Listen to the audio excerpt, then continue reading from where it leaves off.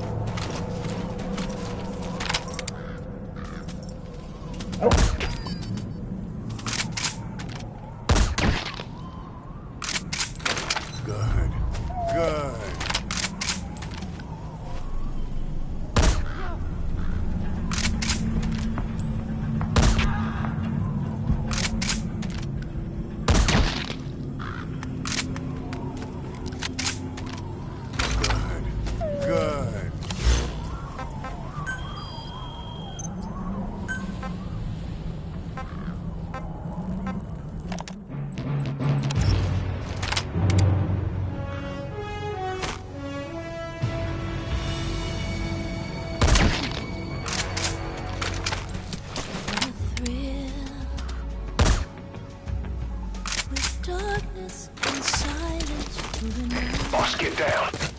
The enemy's sniper. Stay low and crawl along the ground. That should enable you to sneak past enemies.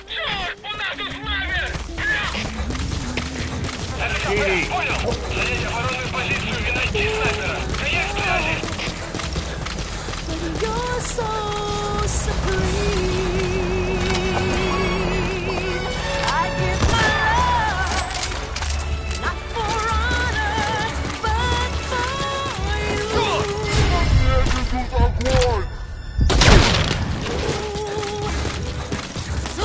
In my time, there'll be no one else. Crime is the way. Spit it out.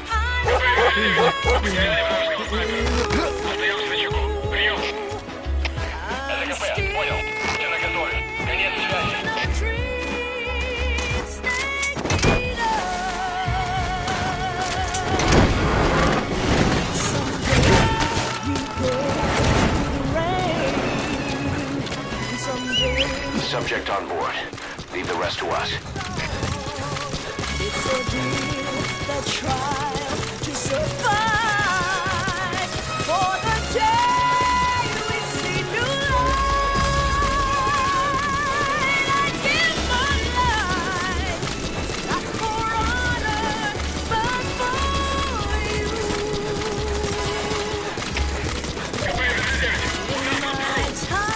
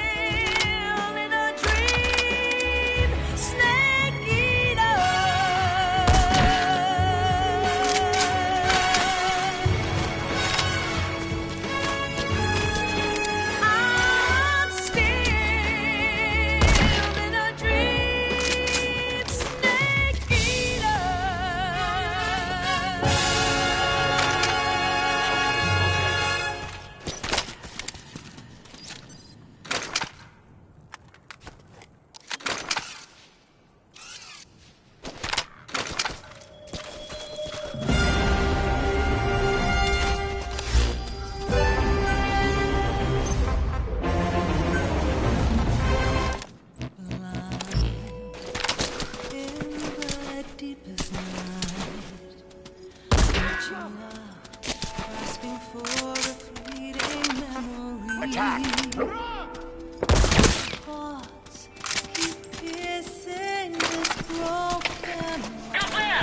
Get him!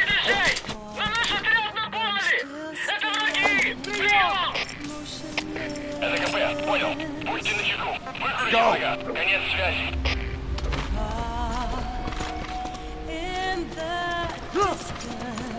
Не взрывать!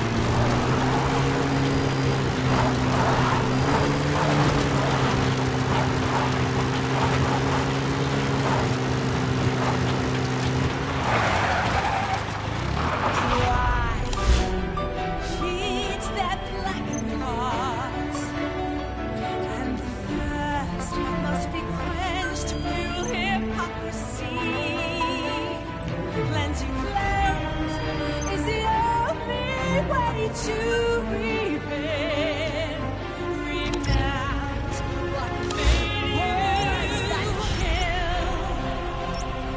Would you speak them to me with your presence still? It makes me believe that sins never die. I wash your blood on my hands. Let the world fill us all. It's just me and you again. Our salvation lies. Sins beyond the truth. Let me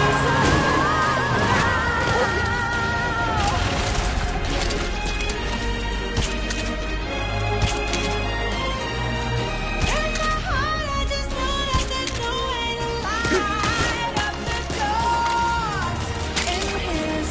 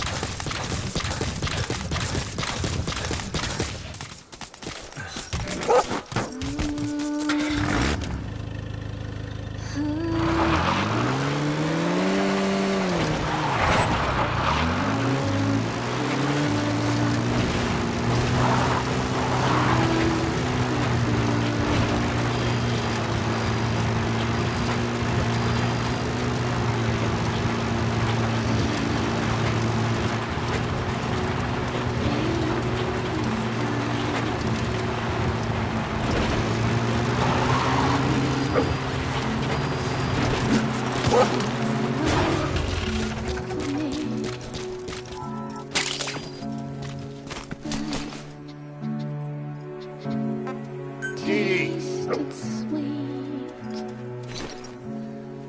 It let me live. Let me breathe.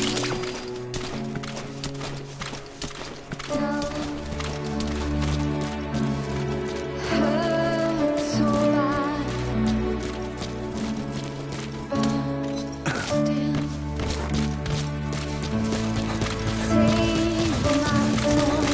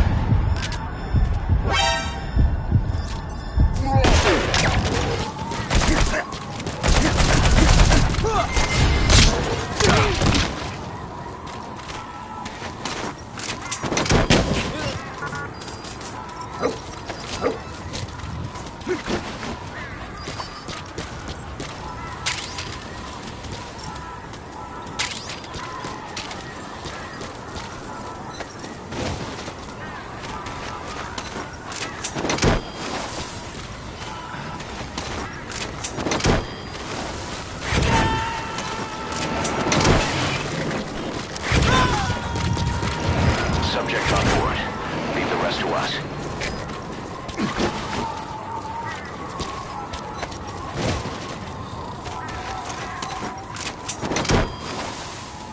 Dee, stay.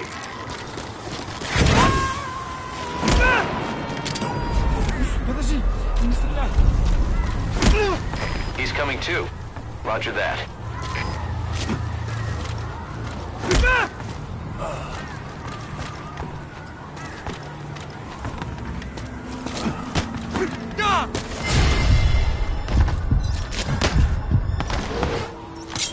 Speak.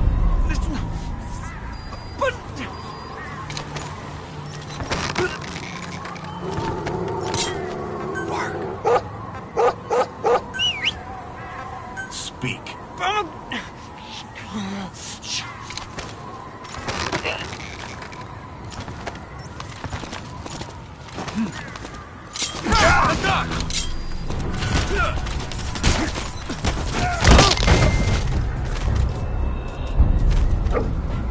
Stay.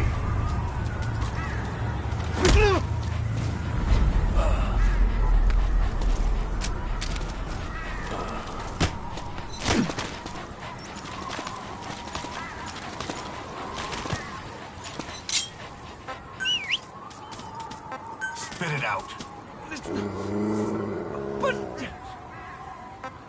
Bark.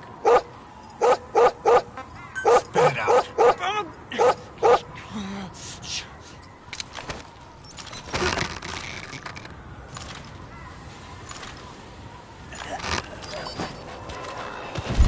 Okay.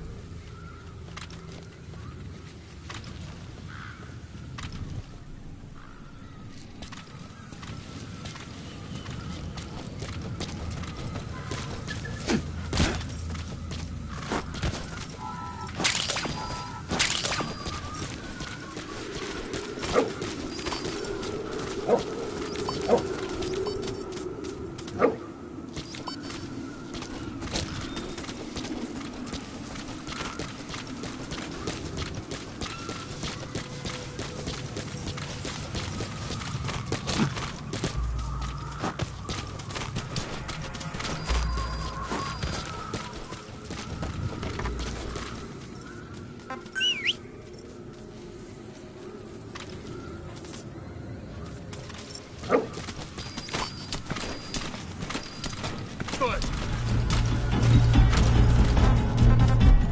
Bark.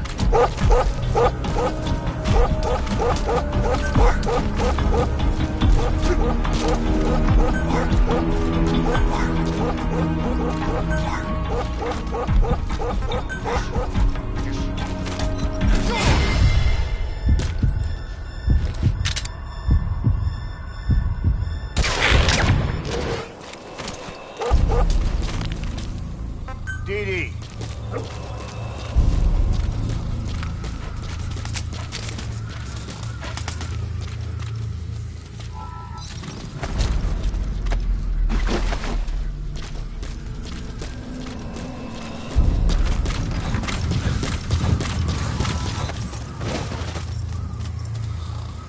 DD. Stay.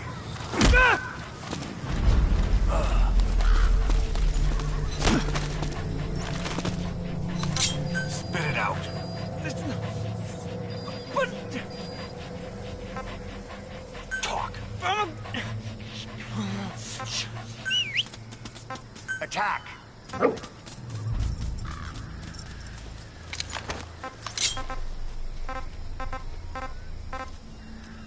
Get him.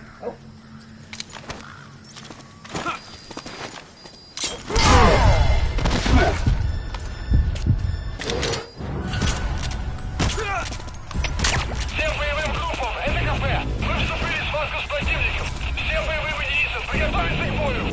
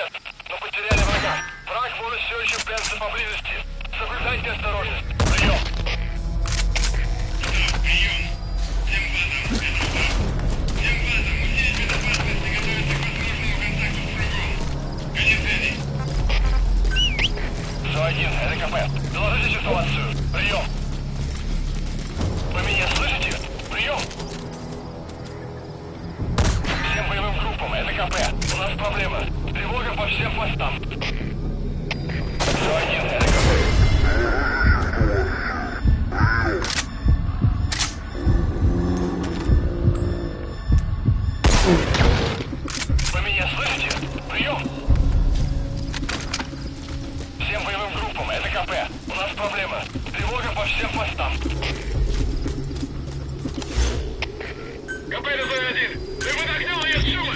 Этот сукин сын использует Внимание всем постам. Противники где-то прячутся. Найти их. Конец связи. Смотри. Отвали.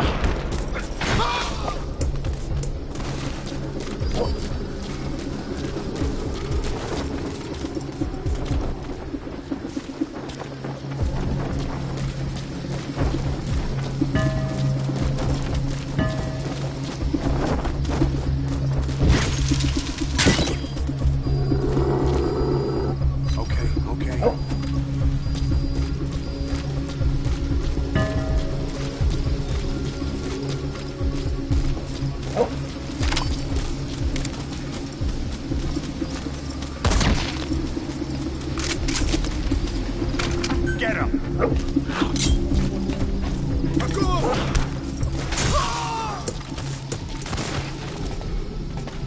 Okay, okay.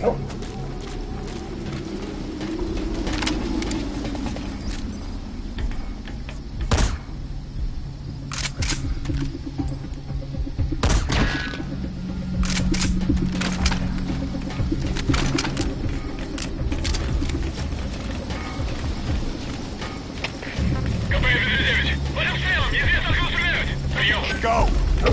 Это КП, понял. Внимание всем постам. Противники где-то прячутся. Найти их. Конец связи.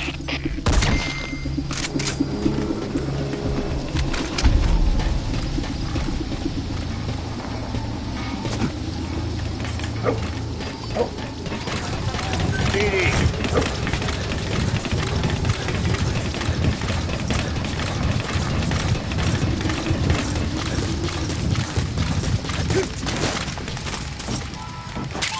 Okay.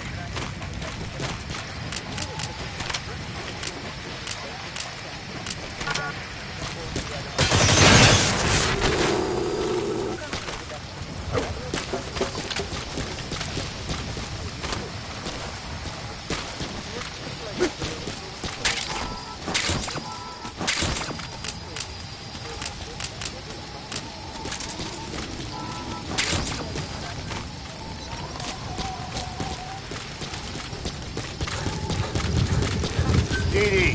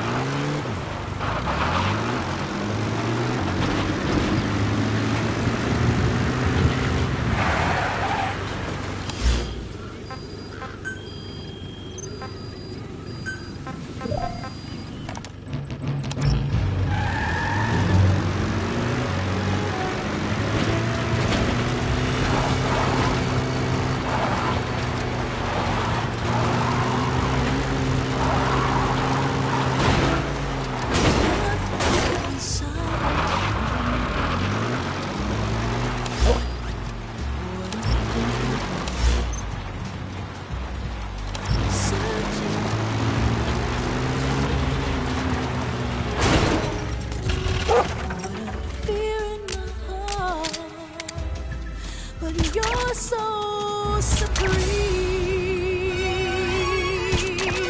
I give my life, not for honor, but for you. In my time, there'll be no one else. Christ, the way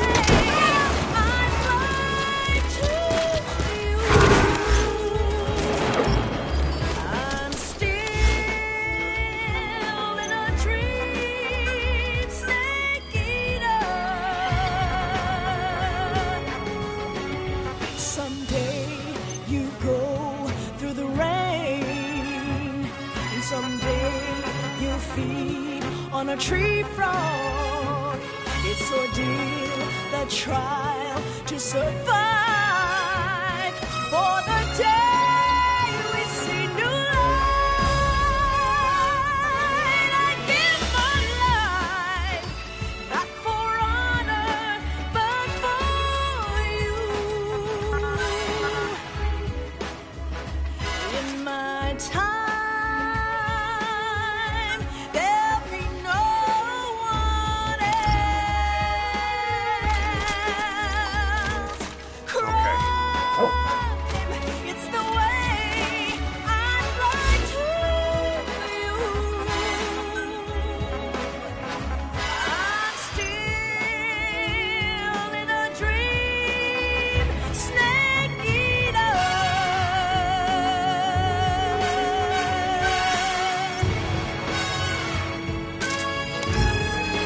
I'm still in a dream, snake eater.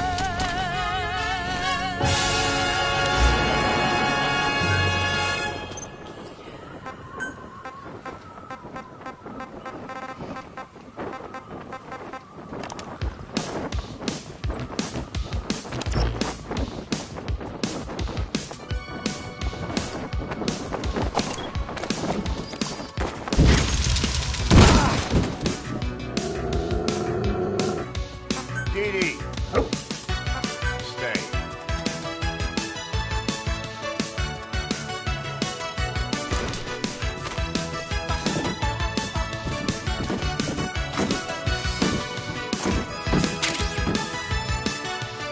Okay. Talking away.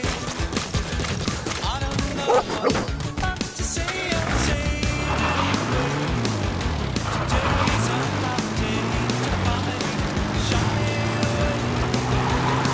I'll become the love of the day.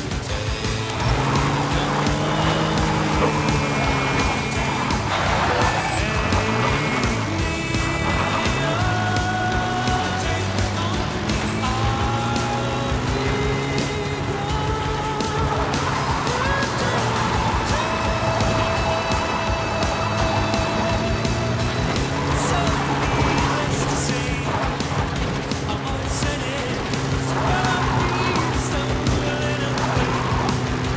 Slowly, life is okay. Say after me. It's better to be safe than sorry.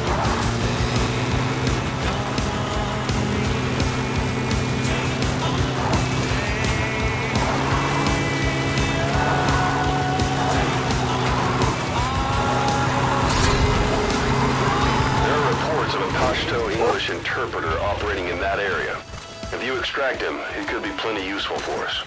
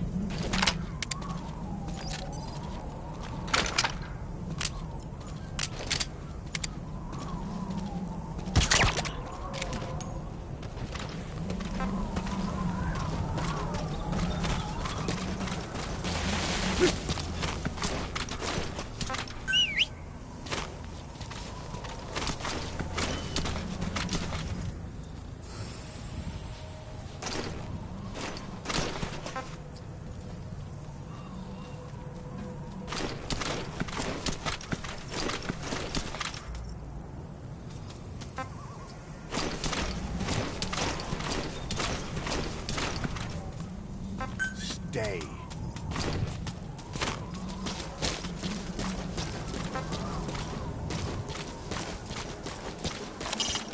When you want to begin a mission, open your iDroid and select it from the mission list. I sent a list of selectable missions to your iDroid. They're all jobs that only you can handle.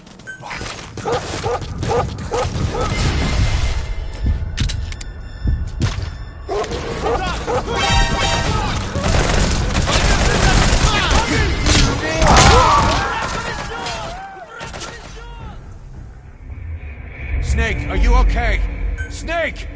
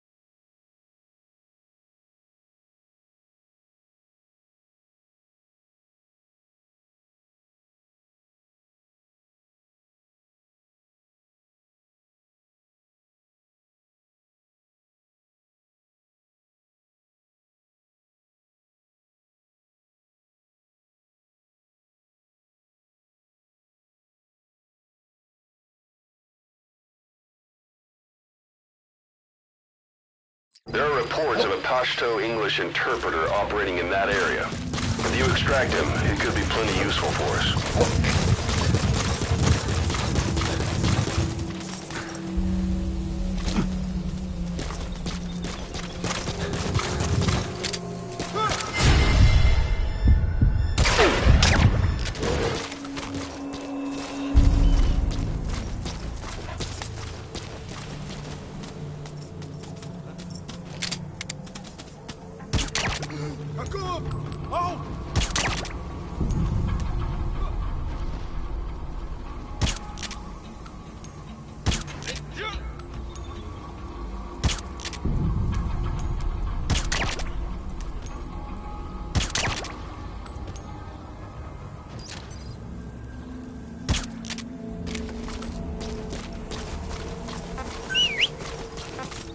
Stay.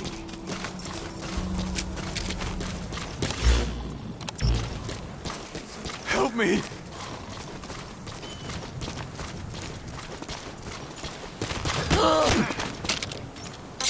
Talk.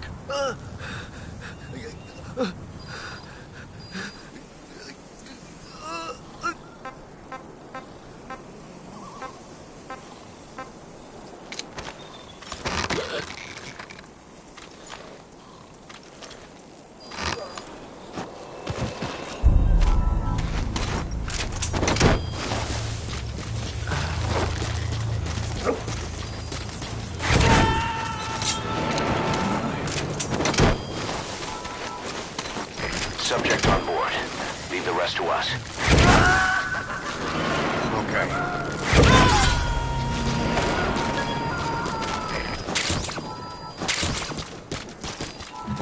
He's coming too. Roger that.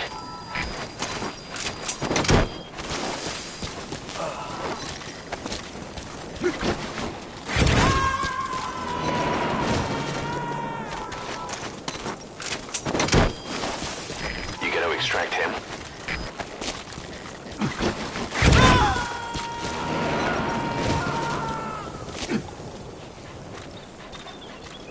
Subject on board. Leave the rest to us. Stay. Нет, не делай этого!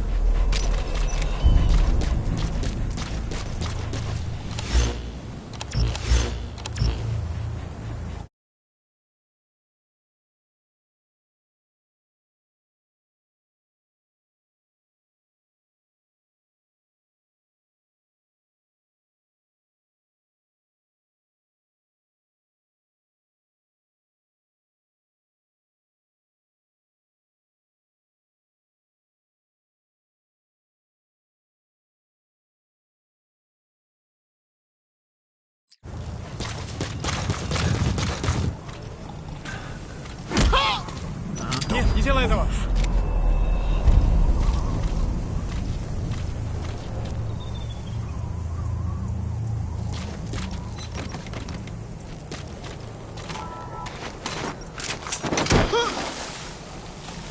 Снимите меня отсюда!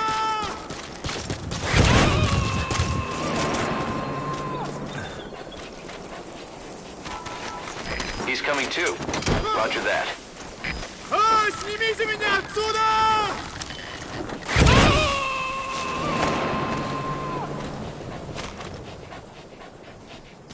Subject on board. Leave the rest to us. Okay.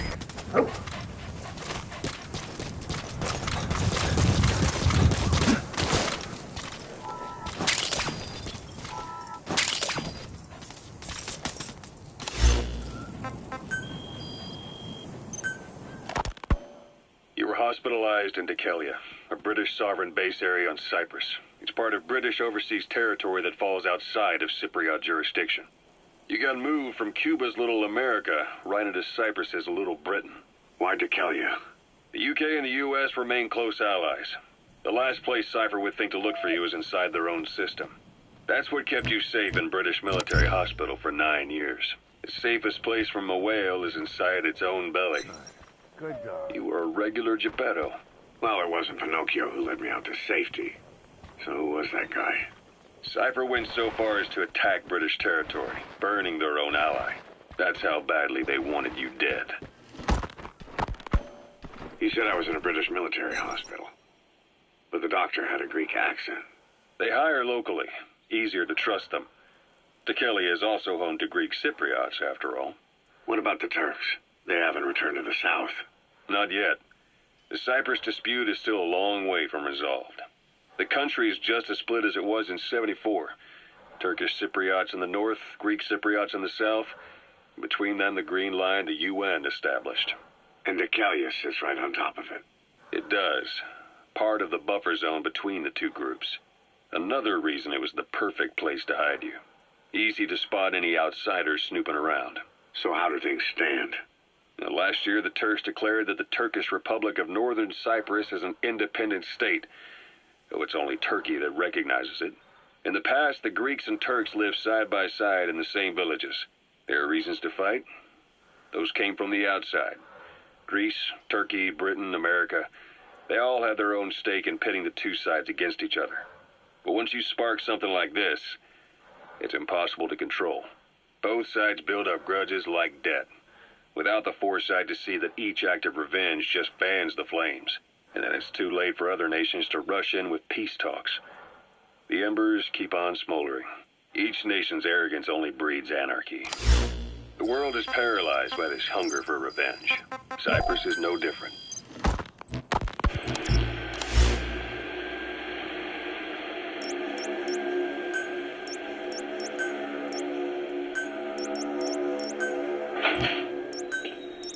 You're up. We're changing ships? We can't go sailing the Suez in a whaler. The Suez Canal. When did they reopen it? Not long after you were attacked. Once they finished sweeping it for mines after the Arab-Israeli conflict. Can you stand? We're going to transfer to a container ship for passage through the Suez. Our destination is Pakistan, Afghanistan's neighbor to the south. There we disembark and head via Peshawar to the Zero Line, the border. We'll travel to the Khyber Pass by road. And then? Continue on horseback. Afghanistan's main roads are under Soviet control. We'll need to go around them. It'll be all narrow, winding paths through the mountains. We'll do better on horseback. It's a local guerrilla tactic. They use the higher ridges to avoid air recons. Then they charge down the mountains for ambushes. The Soviets still haven't devised a counter-strategy.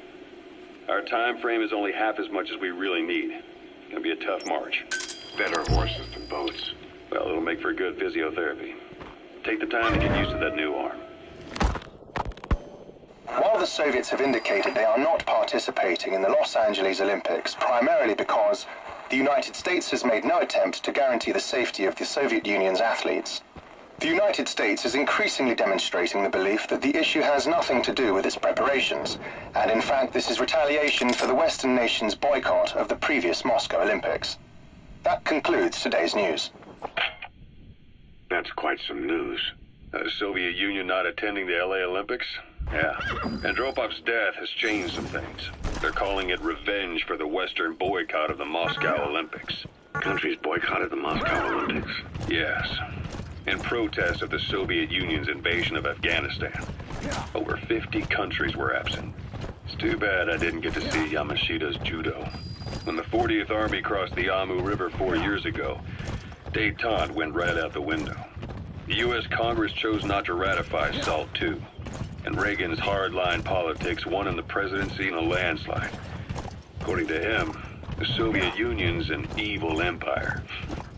The Second Cold War. And there's been no end to regional conflicts and civil wars. Lebanon, the Falklands, Grenada, Iran.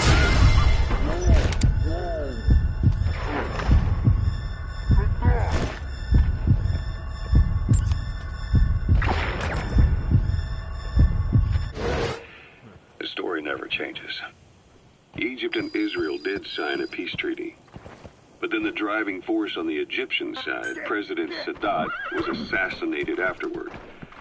Apparently, his actions were considered a betrayal of his fellow Arabs. Islamic extremists? Yes.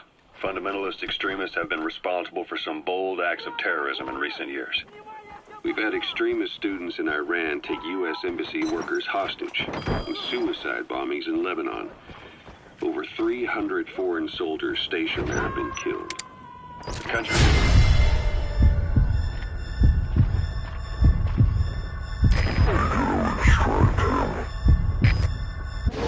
effective means of dealing with terrorism.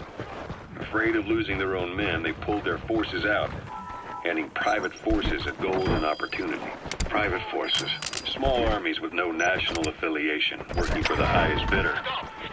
That's right, they got the idea from you. After Mother Base went down, they began... Subject on board. Leave the rest to us. Miller's organization is just one of many PFs now. The entire world is after you. But at the same time, it needs you too. Miller told me about what happened in the Caribbean 9 years ago. You do remember Miller. You'd formed a private army with... You got to extract him. ...with no allegiance to a nation. I remember, but... I see. You're not sure what's fact and what's a fantasy caused by the coma. It's still all a mess, huh? All I can do is tell you the facts as they were told to me. I've gone easy on you up until now. But this is where the hard stuff begins. 1974, the year before you entered your coma. You were in Colombia, operating with a small unit of men, basically mercenaries. Miller was among them. Miller was trying to find a way to turn his and your talents into a line of work. He was looking to start a business where you would fight on behalf of others around the world, those who needed military force. But the reality was, at that time, you didn't have enough gear to equip your own men. Then Miller came across this client. It was a huge job he was offering, but you had a shot at pulling it off. You accepted it and headed into Costa Rica. The client even threw in an offshore facility in the Caribbean. The Mother Base, that would be your new base of operations. Miller sure did have a head for business. As your mission went on, your unit grew and grew. More weapons, more money. Before you knew it, you were commanding 300 men. As the organization got bigger, your military powers swelled to match. It got so the international community couldn't afford to ignore you. You were just too damn successful for your own good. You, your men, had worn out your welcome. Everyone was out for you.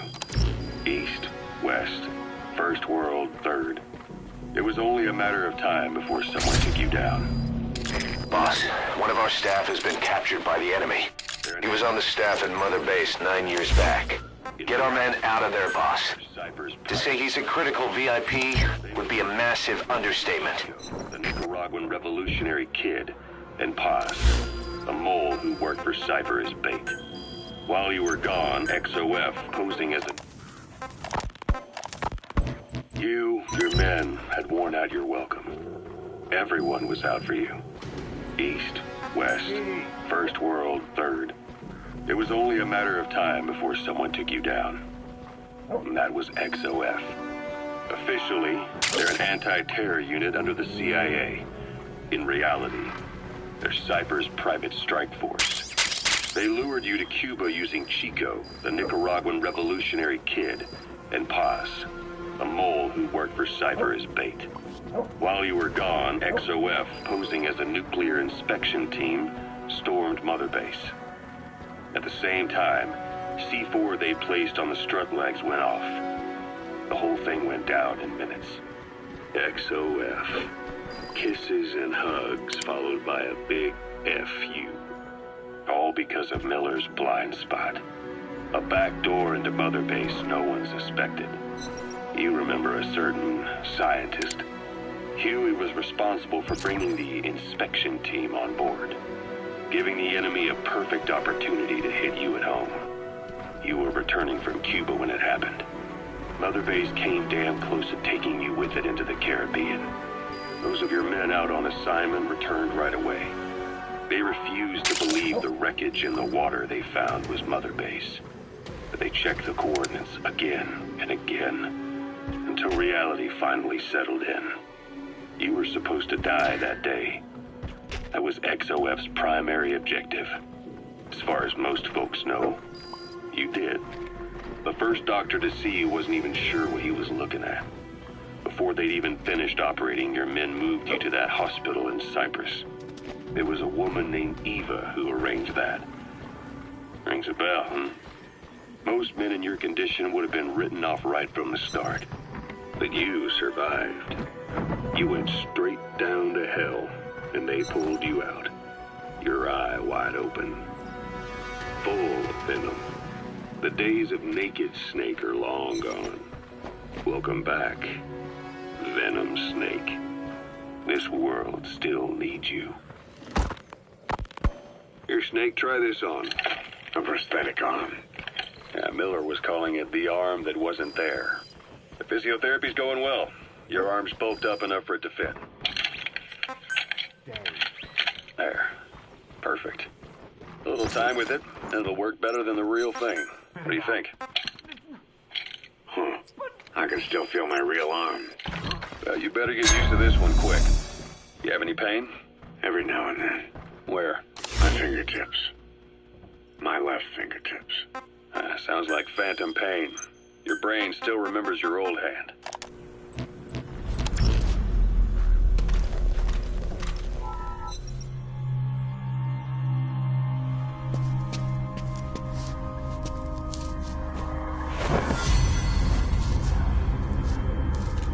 Snake.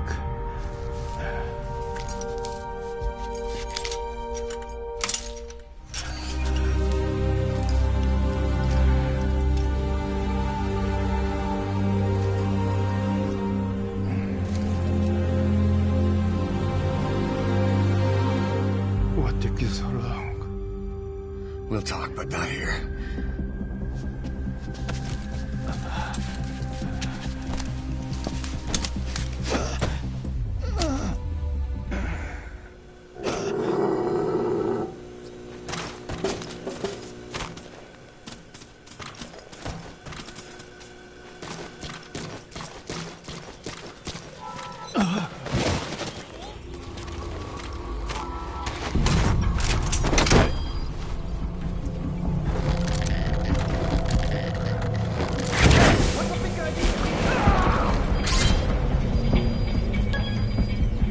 Subject on board.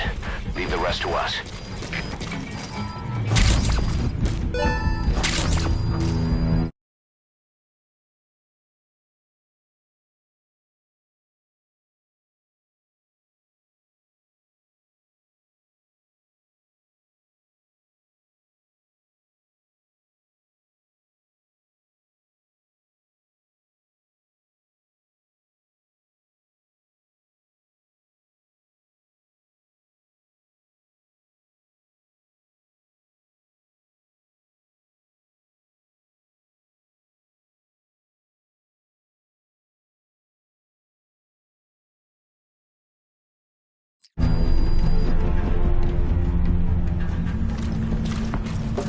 Attack!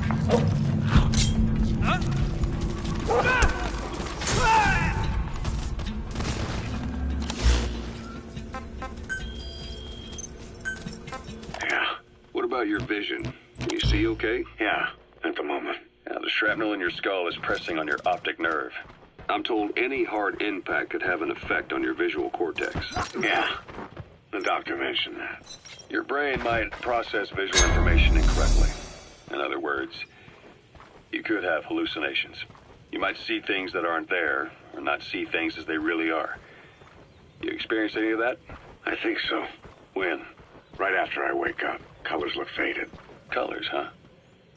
Well, that's not a major concern in and of itself, but it could mean the difference between life and death in the field. You'll need to watch out for that. I will. All right. You should continue your physio. We'll be arriving soon. It's the last chance you'll get.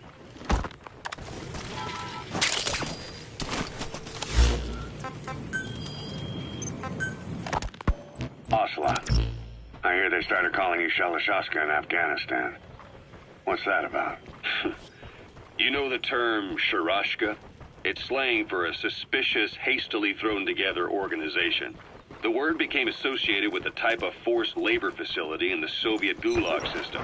OKB scientists and engineers who'd been convicted of crimes were sent to a Sharashka for forced R&D. The Sharashkas were supervised by Lavrenti Beria of the NKVD, the secret police, under the official name 4th Special Department. Forced research? That's not very different from what we do here. Diamond Dogs is different. Everyone here believes in you. Regardless of where they came from or why they're here, they revere you. And they're fighting because it was their choice. And if it wasn't, they'd leave? Who knows? That's our reality here, whether it's real or not. If there's another truth, I don't want to know it. All that matters is that's the concept that's taken shape in their heads. The traces of a group ideology, our superstructure, to put it in Marxist terms. All right. Go on. Right. So anyway, at some point the enemy started calling me Sharashka. This was after the war in Afghanistan broke out. While I was keeping an eye on you in that hospital, I was also heading up interrogations here. The men I broke gave up their comrades and families, everything they wanted to protect them most. No real cause for it. I just let myself get caught up in the old Russian pride. And suddenly I received the honor of becoming Special Interrogation Advisor to the forced labor camps. But the more men I interrogated, the more people saw me as just that. Subject on board. Leave the rest to us. Cover my real objective of keeping you safe. You went that far for me. Far enough to keep you alive. I ended up being pretty well known among the Afghan guerrillas. Some of them would have seen me on the battlefield. And that's how I got the second half of the name. Shashka. You gonna extract him? A type of saber from the Caucasus. Russian dragoons and Cossacks carried them into battle. Now the Russian Empire had a general by the name of Fyodor Arturovich.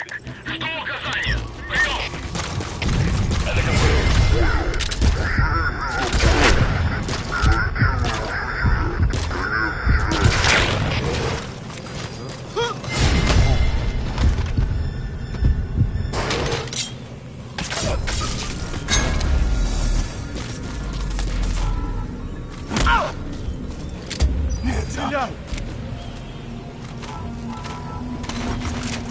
Чуть! Ау! Кто-нибудь! На помощь!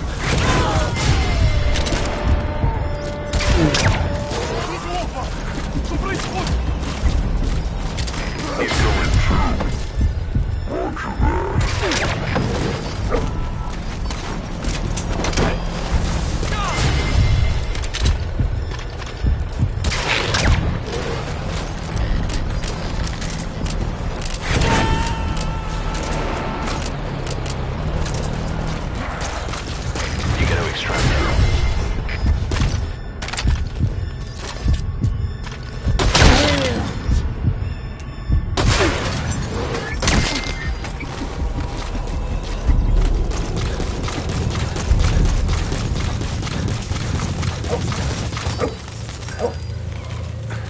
Dee stay. Не стреляй! Okay. Какого? Ау! Кто-нибудь! На помощь! Подожди! Не стреляй! Attack. Subject on board. Leave the rest to us. Dee.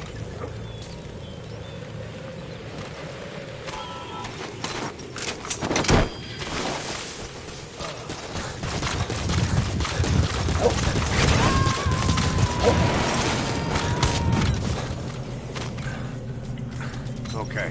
He's coming too. Roger that.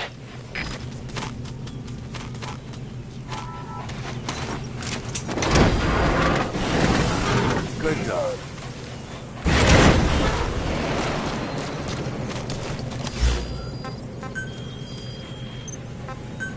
Keller. His bravery earned him the nickname Russia's Greatest Shashka. Someone must have known about that, because somewhere along the line, Shashka got stuck on the end of Sharashka. The guerrillas were using the name amongst themselves. By the time I got to hearing about it, pronunciation had wound up as Shalashashka. So, half gulag, half hero sword. It was a perfect fit. But you see how rumors and ideas about people can get out of hand fast. Once you create a character and put it out there in public mind, it warps and twists with every baseless rumor. And before you know it, all people see are phantoms. In my case, it works out just fine. I'm plenty used to working under aliases.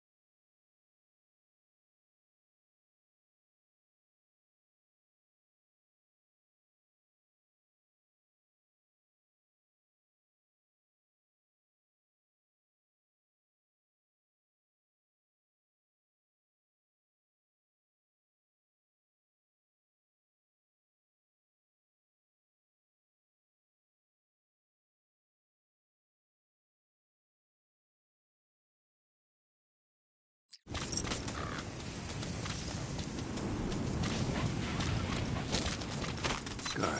Good dog.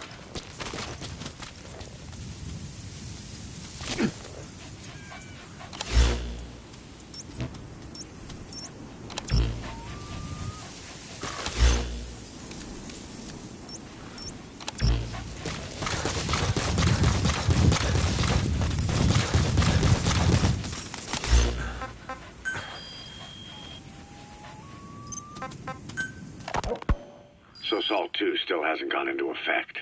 That treaty was drawn up to limit not just the size of the U.S. and Soviet Union's nuclear arsenals, but also their delivery systems. Whole deal. That's when we thought all those years of negotiations had paid off. Somebody decides to invade Afghanistan. Timing couldn't have been worse. The president was in the middle of the SALT 2 talks back then. Maybe while you were busy trying to stop Peace Walker? I heard. President Ford was meeting with the General Secretary in Vladivostok. In his absence, the political brass in America detected what they didn't realize was false nuclear launch data from Peace Walker. They were on the verge of ordering a retaliatory nuclear strike. Coleman's big idea? Humans are incapable of destroying themselves. Turns out he never knew what humans are capable of. If that AI, the boss, hadn't found a way to stop the fake data transmission, they probably would have gone ahead with the launch. Deterrence was revealed as the pipe dream it was. All thanks to you. And her. The U.S.-Soviet talks looked set to fall through. What happened in Nicaragua no doubt helped trigger a change of heart. But in the end... The time's to find the politics. When you grab their tail, they turn and bite your hand. I first met you 20 years ago now. The place was Zeleniyarsk in the Soviet Union. We were enemies. I was with the GRU. You were still fighting for America. 1964. Operation Snake Eater. Its objective? The assassination of the legendary soldier known as the Boss. When you returned home successful, they awarded you the title Big Boss. Your CO, Zero, sought to carry on the boss's will by covertly establishing his own organization. You knew the original members from Operation Snake Eater. From America, there was David O, or as he was to you, Major Zero. Donald Anderson, a.k.a. Sigint. Dr. Clark, who went by paramedic during the operation. And the fourth, you. From China, there was Eva. And me, Ocelot, from the Soviet Union. 6 in total. To us, government notions of friend and foe were meaningless. As were East and West, we joined forces by our will alone. Our objective was to fulfill the boss's dying wish, to make the world one. And to do it, Zero used the Philosopher's Legacy, the secret war fund you obtained during Operation Snake Eater. This organization would go on to become Cypher. I, on the other hand, was left with the problem. You only recovered half of the legacy. I had to locate the other half myself. When I found the funds, I passed them on to Zero, just as you wanted. I still trusted him in those days. We thought what he was doing was the boss's will, until he started that one project. Les enfants terribles, Zero called it. You parted ways, as did Eva, leaving only Anderson and Clark still with him. I maintained limited contact, although truth be told, we were just keeping tabs on one another. The reason was always you. After you returned to the Army and created Foxhound, you left America. For a time, even I'd lost track of you. I'd imagine Zero did too. You always were the best when it came to hide and seek. Zero created Cypher, an information network to tap into every corner of the globe. Woven together, Cypher's arteries make the world just one big organism. And that's not all. It also monitors the thorn in Zero's side. That's you, tracking your coordinates wherever you might go. The further you strayed from your roots, the larger Zero became. It's as if he was trying to close the gap between you. But before long, he disappeared from public life. Only a few people had direct contact with him. For a time, I was one of them. Then a year after you fell into your coma, he slipped out of sight entirely. Since then, nothing. No photos, no recordings, not even a reliable rumor as to his whereabouts. I tried every method I could think of, but Zero was gone. Freed of his control, his creation, his power continued to grow. Cypher is a great beast, and Zero was its spine. But even without him, it's endured, evolved. But now its body is rotting, riddled with parasites. Parasites like the ones who attacked you 9 years ago in the Caribbean, and then at the hospital. Cypher's Black Ops Unit, XOF. They learned where you were, and came to wipe the slate clean.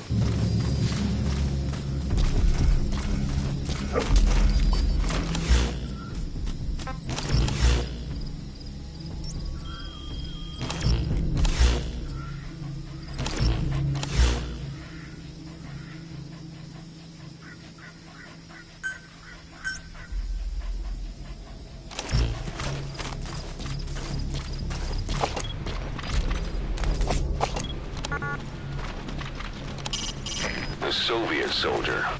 A lot of them came from Central Asia before, but lately they've been using more and more Russians. Simple, really. There's less hesitation to pull the trigger if they're not fighting their own race. Morbid cynicism, but it gets results.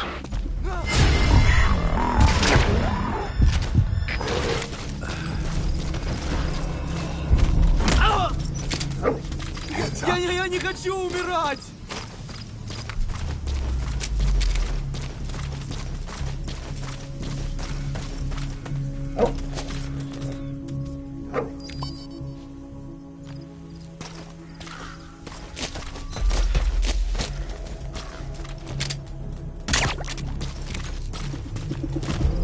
Что?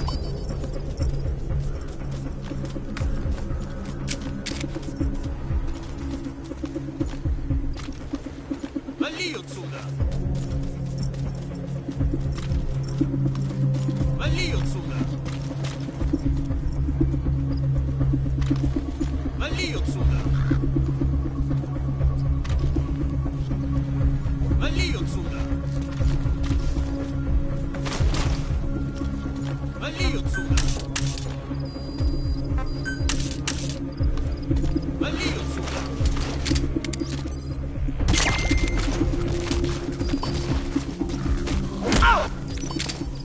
Не стреляй!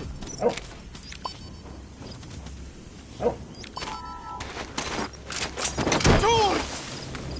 Ау! Кто-нибудь! На помощь!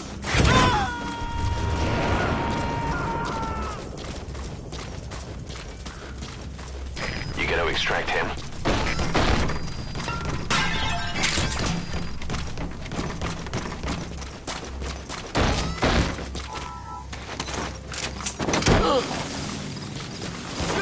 Кто-нибудь, помогите!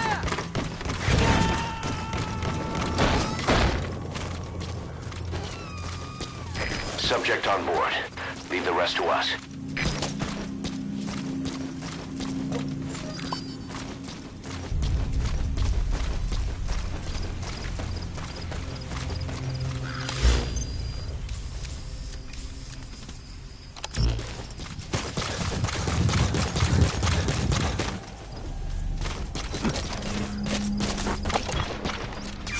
That's the target.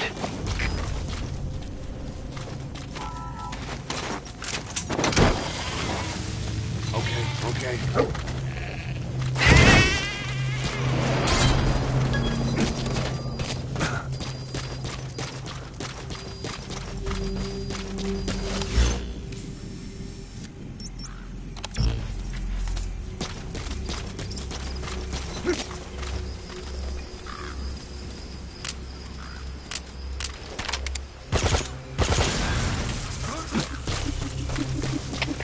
Всем боевым группам, это кафе. Вышел из строя целый ряд ламп. Похоже на проблемы с электроэнергией. Ближайший патруль. Проверить сеть питания. Капец, СВС! Оборудование повреждено! Похоже, дело рук врага! Прием! Это КП, понял. Немедленно проверить и встать оперативную сводку. Конец связи.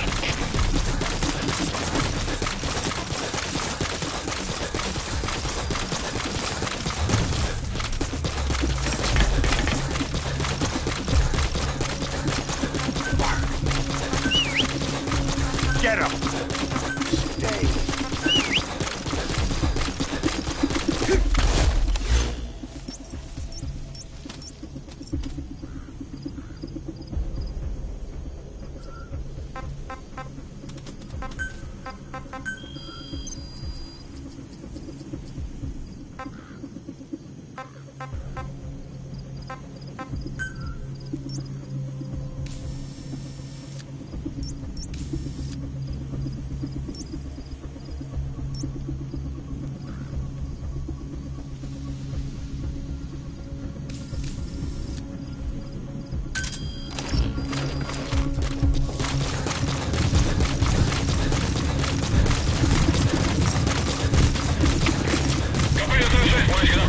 Противник не обнаружен. Прием!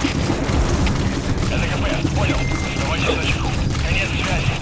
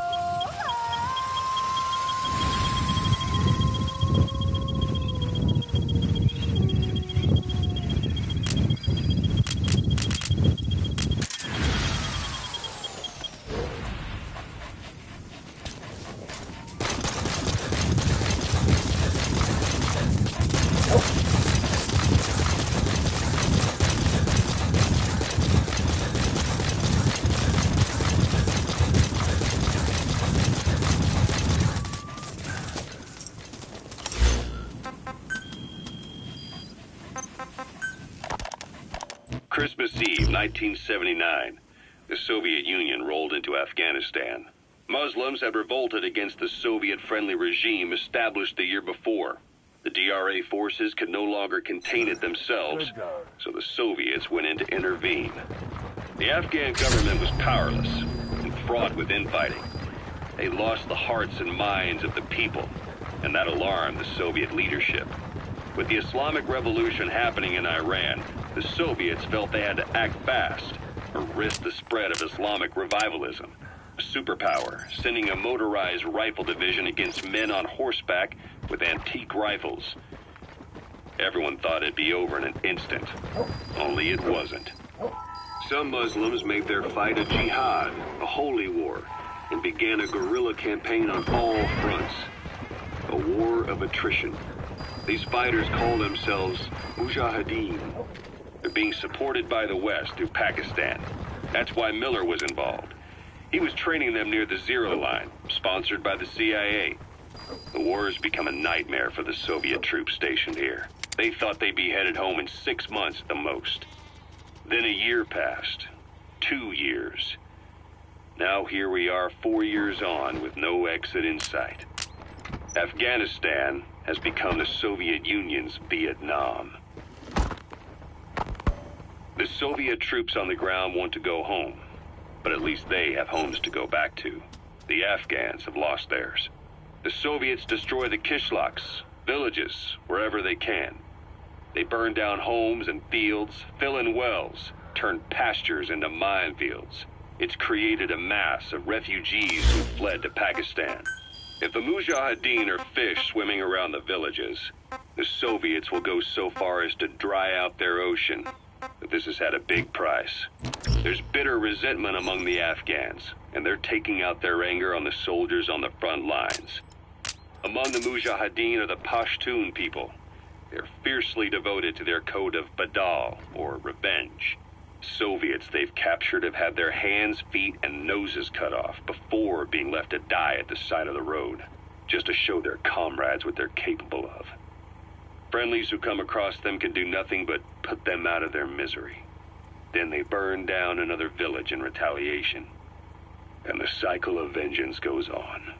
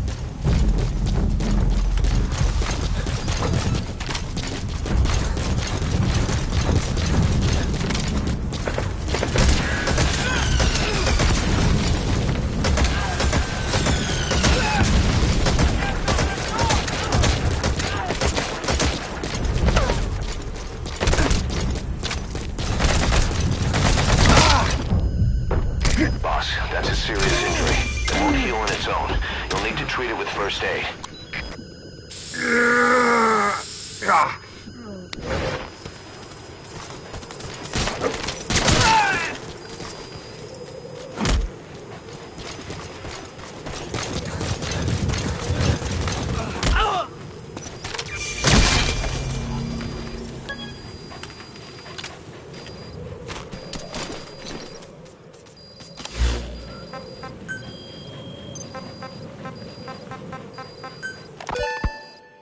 decoding the informant's report. That floating kid we've run into a few times now. Looks like he was a test subject in clinical experiments. The Soviets called him the third boy. The third boy was brought to a lab on the outskirts of Moscow from Czechoslovakia, after which he was due to be sent to a research center in Leningrad, then Siberia, and finally an academic town in Novosibirsk. It doesn't appear that the researchers witnessed the talents we've seen from him, but nevertheless he was quite the popular subject. His latent cognitive abilities suddenly awoke en route to Moscow. According to the report, the third boy was easily influenced by other individuals' biofields. Evil thoughts, in particular. They affected his mind like a virus. Extreme anger or resentment, motives for revenge, in other words. Now, during the transport flight to Moscow, the boy was exposed to a powerful mental energy field coming from a certain individual. Ever since, being conscious of his powers, he's become a sort of energy generator. What's unique about him is the way his acute telepathic abilities get taken over by another person's will. The boy began to physically parasitize individuals experiencing extreme anger and codify the host's desires. This includes amplifying the host's natural strengths. Or, in accordance with the host's desires, he can also implant program code in another individual, making them a puppet, essentially. Human neural synapses transmit weak electrical currents between neurons. These electrical currents, though at a level difficult to observe, warp the magnetic field outside the body. The third boy is able to pick up these weak fluctuations. Contrary to psychotronics, which involves controlling the human mind, his abilities as a receptor are too high. The emotions he picks up from another individual are amplified and unleashed into his body as they recur in his brain. They turn into microwaves, which then affect the physical world, triggering paranormal phenomena like the spontaneous combustion of organic matter or psychokinesis, moving an object without touching it. There's one other thing. While he's parasitizing a host, the boy's ego gets shut away, allowing the will of the host to take control of his powers, like some annoying static drowning out your own voice. That means he isn't responsible for what's been happening. Somebody's extreme anger has manifested through the third boy's powers in ways none of us could have predicted, which would mean this was going on somewhere around us. Looking back on it, a lot of things make sense now. The man on fire, Sahelanthropus, they both came to life thanks to the third boy's powers. Everything has been happening through him as a catalyst. We first saw him in the hospital on Cyprus. The boy parasitizing the man on fire's desire for revenge gave him his new abilities in return. He next appeared at the Hamid Fighters Fort where the honeybee was hidden. There, the boy parasitized Skullface's vengeful mind. He controlled Sahelanthropus, making it do whatever Skullface wanted. Same goes for when we extracted Emmerich onto the chopper. When he appeared at the Devil's House in Central Africa, Skullface's will controlled the man on fire via the third boy's powers. Everything is clear up to this point. But even the informant couldn't pinpoint who the host was in the cave within Serac power plant. Sahelanthropus suddenly became active, then crushed not only the man on fire, but Skullface as well. Surely neither of them could have been the host. Who else was at that location and bore anger more extreme than either of them? Whose will was controlling Sahelanthropus? According to the report, emotions transmitted in children's brains affect the surrounding magnetic field more strongly. Cerebral nerves are covered with insulation called myelin sheaths to increase impulse speed. The reason for this leakage has to do with the fact that children's myelin sheaths are still developing. So, how many children do you remember being there? Children with a burning desire for revenge and bearing a grudge against you. I can think of only one. Eli. We don't know what kind of life he's had, but the resentment he's shown toward adults is nothing short of extraordinary. The third boy resonated with Eli's mind. And that means Eli bore the strongest animosity of all individuals within the boy's reception range, estimated to be a 3-mile radius, beating out even Volgan and Skullface. The third boy has probably remained hooked on Eli's anger since. You remember at the Devil's House, the third boy showed an interest in Shabani? That must have been his ego making a rare appearance. He may possess abilities far beyond anyone else in the world, but he's still a kid. Maybe them both being kids was enough to bring them together. And if so, maybe with Eli, he isn't feeding off him, but acting in symbiosis with him. So what kick-started the third boy's powers? Roger. If we look at the location and time that his plane went down, we can make a pretty good guess. When the plane experienced the first anomaly, it gave an accurate report of its position to a control tower, due north of the Black Sea, 125 miles east of Kiev. Dead south on the Black Sea is Cyprus's Green Line. So the plane's position was directly north of the hospital where you've been asleep for 9 years. And this anomaly was reported at exactly the same time that you woke up. The plane was enveloped in flame from the inside out. The fuselage burnt to ashes. There were no survivors, at least not publicly admitted. Your thoughts formed a synchronicity with the boy's psyche and were amplified inside his brain. That would have been more than enough to trigger his abilities. Your rage was like a big bang in his head, blowing the lid off his powers. The boy was then secretly moved to the lab outside of Moscow where Volgan was comatose. There, Volgan's thoughts resonated with the boy and he was awakened. Volgan became the man on fire, hell-bent on getting revenge on you. His instincts led him straight to you. Skullface knew Volgan from Operation Snake Eater, or perhaps from even before. Monitoring this pair of extraordinaries, he discovered the hospital and sent his assassin and XOF. Skullface was probably watching the situation from close by. Then, realizing how useful these two test subjects could be, he approached them.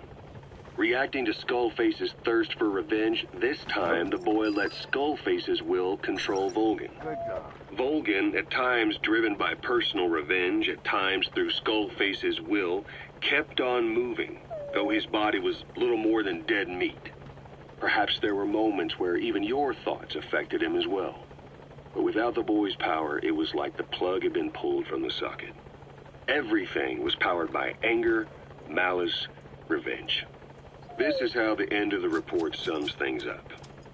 Both the third boy and the man on fire were originally test subjects of paranormal research for military applications, like telekinetically controlling the leader of an enemy nation and making him launch a nuke, or stopping the heart of someone on the wrong side of the Berlin Wall, experimenting with latent human abilities. They were used as tools of the Cold War. The boy's only crime was being born with unique gifts. But he was sacrificed on the altar of war. His life reduced to slavery under other people's wills. Turned into a living weapon with no will of his own. Eventually, the only emotion he could feel must have been the desire to get revenge for the hand he'd been dealt. Boss, it's you that awakened the boy's powers. But there's more to it than that. I guess the anger emanating from you was something he could truly relate to. Good job.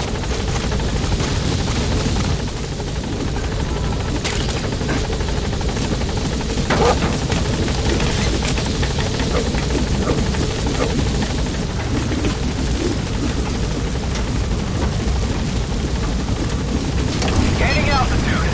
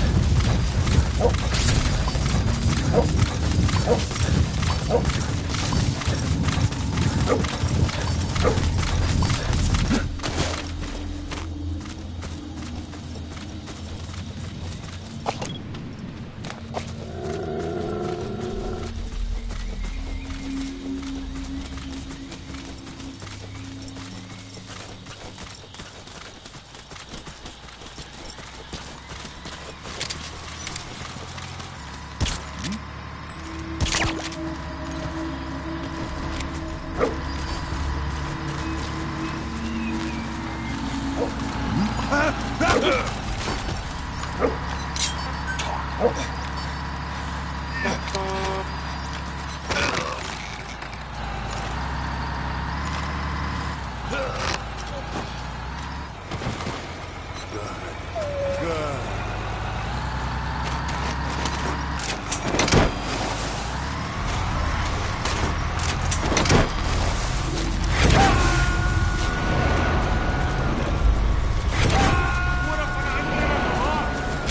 gotta extract him.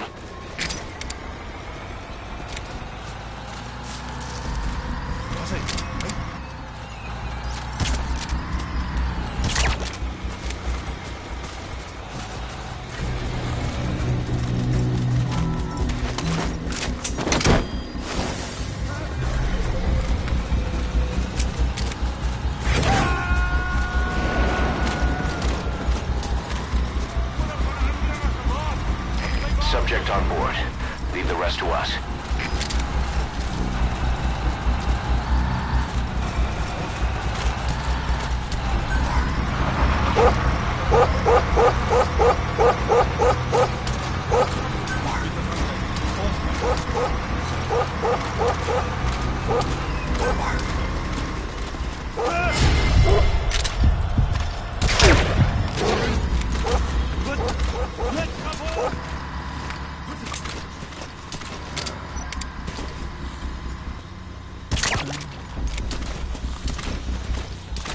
Buddy!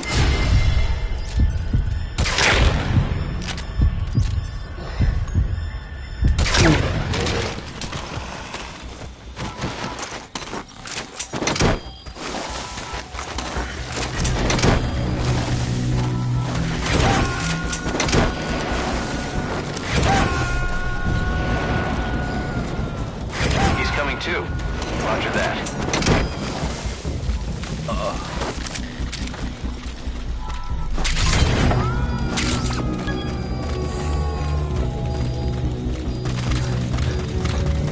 You gotta extract him.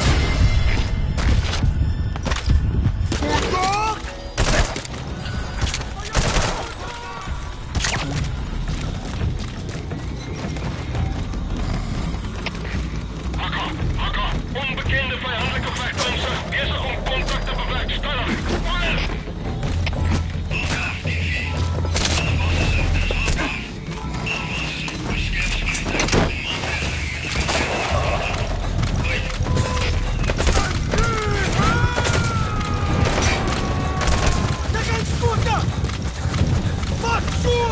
Subject.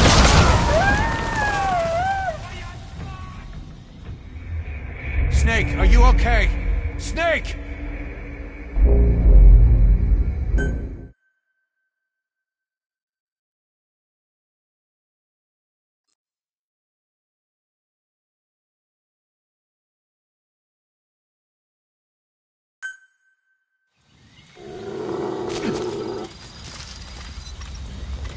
Good. Good.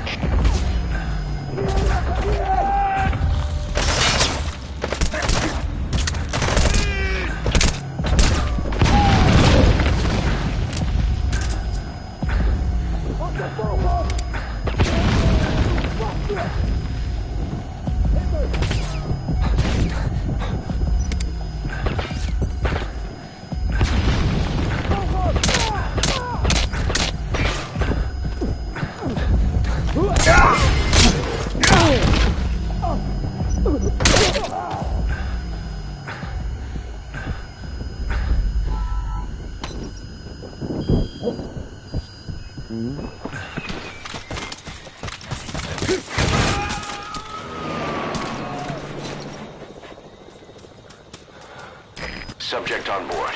Leave the rest to us.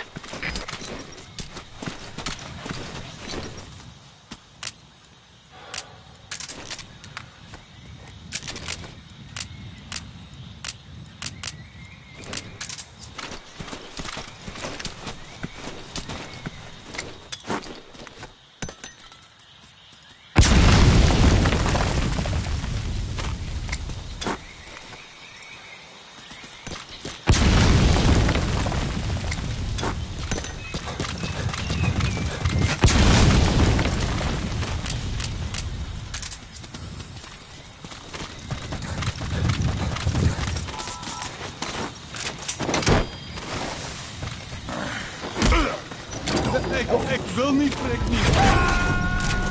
Buddy! Damn it! Iemand help me! He's coming too. Roger that.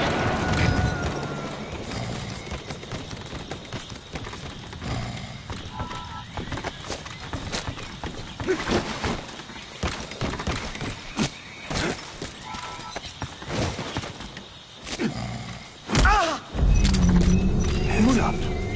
Alsjeblieft! Moet je te doen. Verder! Hey! Draai mij hierop!